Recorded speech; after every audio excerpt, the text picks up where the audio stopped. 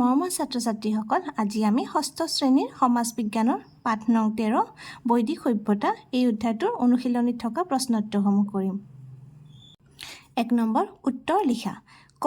ভাৰতৰ কোন দিশৰ পৰা আৰ্যসকল ভাৰতৰ সপ্ত সিন্ধু উপত্যকালৈ আহিছিল? লিখা। ভাৰতৰ উত্তৰ পশ্চিম দিশৰ পৰা আৰ্যসকল ভাৰতৰ সপ্ত সিন্ধু উপত্যকালৈ আহিছিল। খ নম্বৰ আৰ্যসকলৰ পূৰ্বপুৰুষসকল কোন অঞ্চলৰ অধিবাসী আছিল? আৰ্যসকলৰ পূৰ্বপুৰুষসকল কৃষ্ণ সাগৰ আৰু কাস্পিয়ান সাগৰৰ মাজত থকা ভূভাগৰ অধিবাসী আছিল। গ নম্বৰ সিন্ধু উপত্যকাৰ সভ্যতা আৰু বৈদিক সভ্যতাৰ মাজত দুটা প্ৰধান পাৰ্থক্য দেখুওৱা।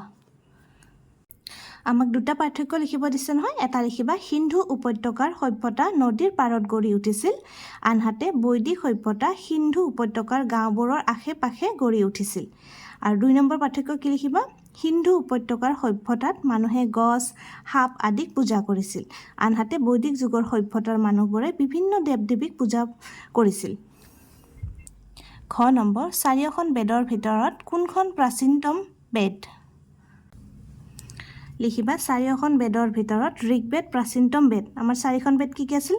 ঋগ্বেদ, যজুৰ্বেদ, অথৰ্ববেদ, সামবেদ, চাৰিখন আছে নহয়। চাৰিখনৰ ভিতৰত কোনখন প্ৰাচীনতম? ঋগ্বেদ। 19 নম্বৰ আৰ্যসকল গংগা উপত্যকালৈ কিয় আগবাঢ়ি গৈছিল? লিখা। আৰ্যসকলে পোনতে সিন্ধু উপত্যকাৰ আশে পাশে থকা গাঁওবোৰত বসতি কৰিছিল। পশুপালনেই আছিল তেওঁলোকৰ প্ৰধান জীৱিকা নিৰ্বাহৰ উপায়।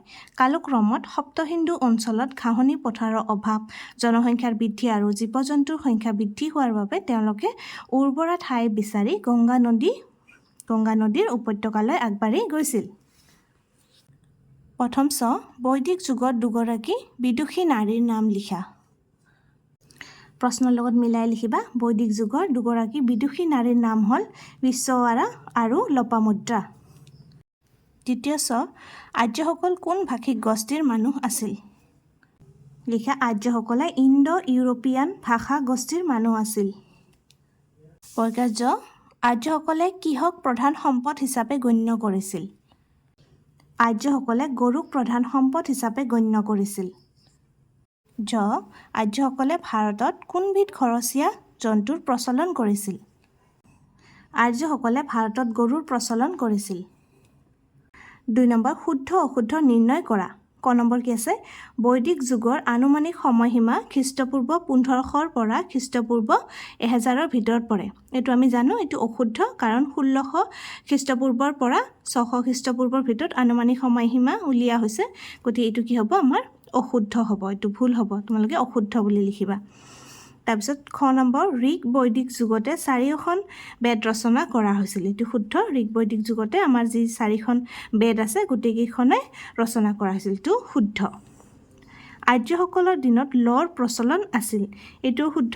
আৰ্যসকলৰ আমি পাঠটো পৰতে পাইছোঁ, আৰ্যসকলৰ দিনত লৰ প্ৰচলন আছিল। খ নম্বৰ সপ্ত সিন্ধুৰ স্থানীয় লোকসকলক আৰ্যসকলে সেৱ জ্ঞান কৰিছিল। এইটোও শুদ্ধ হয় যে সপ্ত সিন্ধুৰ স্থানীয় লোকসকলে আৰ্যসকলে সেৱ জ্ঞান কৰিছিল। আৰু 19 নম্বৰ আছে আৰ্যসকলৰ সময়ত সমাজৰ নাৰীৰ স্থান নিম্ন আছিল। এইটো অশুদ্ধ, কাৰণ আমি পাঠটো পৰতে পাইছোঁ যে নাৰীক উচ্চ স্থান দিছিলে। গতিকে এইটো হ'ব আমাৰ অশুদ্ধ উত্তৰ। তোমালোকে 3 আৰু 4ৰ প্ৰশ্নৰ উত্তৰটো তোমালোকৰ স্কুলৰ বিষয় শিক্ষকৰ সহায় লৈ পেলাই কৰিবা। আৰু এইবোৰ আচলতে পৰীক্ষাত ইমান নাহে, তথাপিও তোমালোকে বিষয় শিক্ষকৰ সহায় লৈ পেলাই এই দুটা কৰিবা। আজিৰ ভিডিঅ'টি ইয়াতে সামৰিছোঁ। আমি পাঠ নং 13 বৈদিক সভ্যতাৰ আটাইকেইটা প্ৰশ্নৰ উত্তৰে কৰিছোঁ। আশা কৰিছোঁ তোমালোকে এইখিনি বুজি পাইছা আৰু লিখি ল'ব পাৰিছা। ধন্যবাদ।